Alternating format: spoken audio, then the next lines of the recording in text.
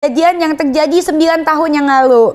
Sebelum RD menikah dengan istrinya, dan sebelum dia mempunyai anak seperti sekarang, waktu itu dia menjalin hubungan dengan seorang wanita bernama Sasa. Hai Sasa, Sasa apa kabar? Sasa adalah orang yang dicintai oleh RD. Tapi sayang, hubungan mereka hanya berjalan 1 tahun. Karena saat Sasa berpacaran dengan RD juga berpacaran dengan istrinya yang sekarang. Gitu. Dan Sasa dan RD itu berbeda agama. Pan Sasa, RD mengatakan kalau Sasa wanita yang dia cintain satu-satunya. Gak ada yang lain. Sasa tahu kalau RD tuh udah punya wanita lain sebagai pasangannya. Tapi RD bilang gak ada rasa sama si bininya ini yang sekarang jadi pacarnya. Sama sih ya, kok dia juga bilang gitu sama gue ya? Dan dia gak ada rasa dengannya, soalnya berantem terus. Dan RD juga mengatakan kalau dia tidak ingin bersama karena mereka selalu ribut. Gue bingung, nggak ingin bersama kok anaknya 3 sekarang, iya kan? Dia cerita sama aku, kalau misalkan bininya itu KB.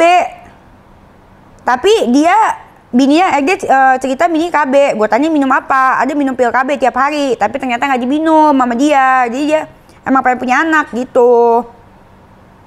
Kok jadi suami istri saling menjebak gitu sih, gue jadi bingung ya gak sih? Emang dasar RD demen selingkuh aja, soalnya satu pasangan udah cukup. Terus begitu Sasa pun termakan omongan RD, kayak gue dulu. Sampai akhirnya mau pacaran sama RD, tapi gak semuanya berjalan seperti rencana. RD ketahuan lagi deketin cewek lain. Dan hal tersebut menjadi keributan hebat antara RD dan Sasa sampai mengakibatkan mobilnya tabrakan. Si RD tuh pernah bilang ke gue, dulu gue pernah tuh mabuk banget tuh ya. Dia pernah cerita gini sama gue, depan temen-temennya. Dulu aku pernah punya mantan terus segitu tabrakan ya, berantem tabrakan. Udah tabrakan, kita di mobil kita berhubungan badan dulu.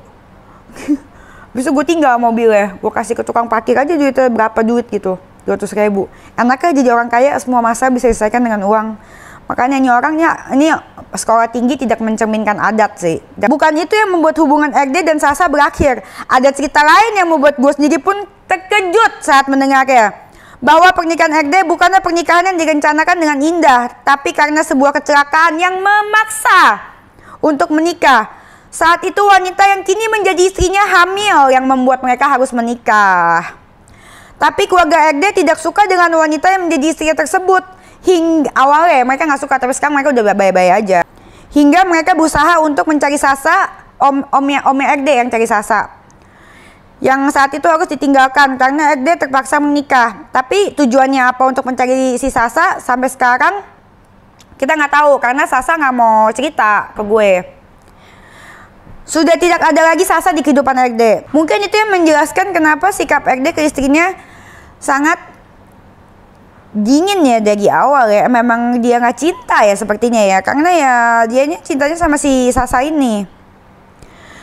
Dan sebelum ramai diperbincangkan, sampai akhirnya ya dia ketemu gue. Dan ketemu gue ya, setelah ketemu gue mungkin jadi makin parah ya kontennya ya. Disentuh pun tidak mau, karena kan dia mungkin ada menjaga hati gue, hati yang dijaga. Kalau sekarang kan udah gak ada gue, berterima kasih lu dengan udah gak ada gue. Sekarang kan lu dipeluk-peluk, rambutnya dikuncir-kuncirin gitu. Dan sekarang gue udah tidak merasa bersalah lagi karena tujuan gue sudah kesampaian. Tapi gue mendengar cerita dari cewek-cewek yang DM gue tentang dia sih, menurut gue emang predator ini sih harus dikasih konsekuensi gitu. Pantesan aja masuk rumah sakit. Gue tes HIV, kenapa gak ngajak-ngajak gue loh. Terus udah gitu, dan mungkin ketidakpuasan RD dengan istrinya yang membuat dia semakin sering bermain perempuan. Mungkin juga karena dia emang demen, entahlah, namanya juga hobi, namanya juga predator. Walaupun RD tidak mencintai istrinya saat ini, tapi Tuhanlah yang menentukan kalau mereka harus menikah. Untunglah pernikahan tersebut tetap berjalan sampai sekarang dan dianugerahi 3 orang anak, puji Tuhan. RD waktu itu ngomong sama gue, aduh bini gue bunting lagi, bohongin gue ngomongnya pakai KB, tapi ternyata enggak, pusing lah gue. Gitu dia ngomong sama gue. Makanya ada kejadian yang pas dia bunting itu diturunin dari mobil. Ada pernah dia lagi bunting diturunin dari mobil.